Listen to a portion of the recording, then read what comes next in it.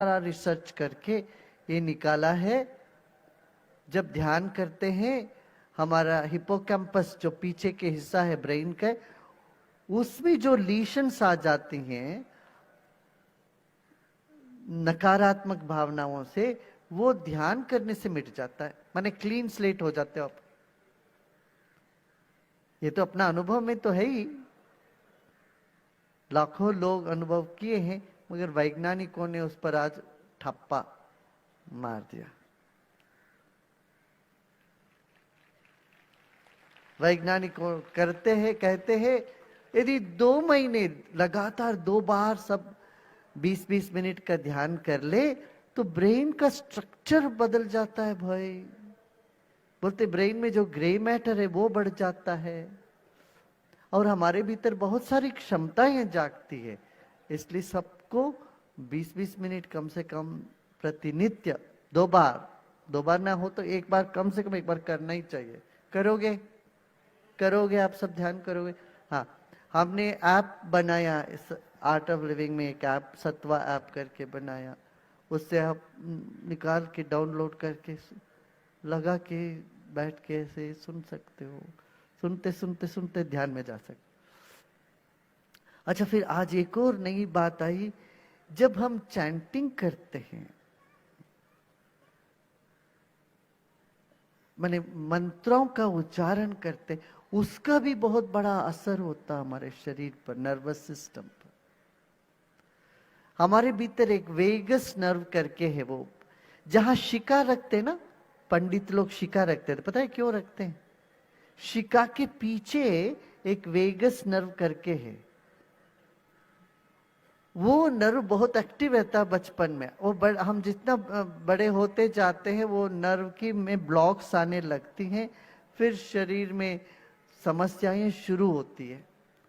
Liver का, heart का, kidney का, सब समस्या वेगस नर्व से संबंधित है बताते हैं। और वेगस नर्व चैंटिंग से, मंत्रों के चैंटिंग से वो खुल जाती है। अब इंग्लैंड में इसलिए लोगों ने ये देखा कि भारत के लोग कंप्यूटर साइंस में और दिमाग में बहुत ज्यादा तेज है। ये किस लिए करके उन्होंने फिर 20 साल तक रिसर्च किया। उसमें वो पता लगाया संस्कृत या भारतीय भाषा, संस्कृत का मूल तो भारतीय भाषा में है, सभी भारतीय भाषाओं का मूल संस्कृत है। इस संस्कृत भाषा में ऐसी बात है जिससे न्यूरो लिंग्विस्टिक फंक्शंस अच्छे होते हैं। तो उन्होंने अभी वहां स्कूलों में संस्कृत पढ़ाना कंपलसरी कर दिया बच्चों को, ताकि उनका ब्रेन कंप्यूटर में के लिए बड़ा यूजफुल हो जाए, बड़े तेजी से वो सीख सके। आपने देखा इंट्यूशन प्रोसेस हो गया ना, डेमोन्स्ट्रेशन देखा। बच्चे, ये क्रांति लाने वाली है। ये जो ध्यान जो है हमारे शिक्षा पद्धति में क्रांति लेके आए। अंतर ज्ञान पहले समझते थे सिर्फ किसी को, कोई मुनि, ऋषि मुनि तपस्या करके जंगल में बैठ के उन्हीं को होगा, हिमालय में बैठ के उन्हीं को मिलेगा, या गुरुजी गुरुदेव के पास ही होगा। ऐसा नहीं। आप थोड़ी थोड़ी देर साधना करने से साधारण सबको, हर मानव के जीवन में परिवर्तन आ सकता है। इसीलिए आध्यात्मिक पथ का इतना वैशिष्ट्य है। देखिए, आप हमारे पूर्वज, खासतौर से महाराष्ट्र में कीर्तन का इतना बड़ा महत्व दिया कि नहीं दिया है ना? कितने लोग बोलते दिया महत्व। अच्छा, यहां से पंडरापुर तक कीर्तन करते करते करते जाते, उनको ना थकान होती है ना कुछ होता है क्या थकान? नहीं होता, क्यों? कीर्तन से एनर्जी बढ़ती है। ऐसे मंत्रा का चैंटिंग सुनने से, चैंट करने से, मंत्रोच्चारण से भी शरीर में ऊर्जा बढ़ती है।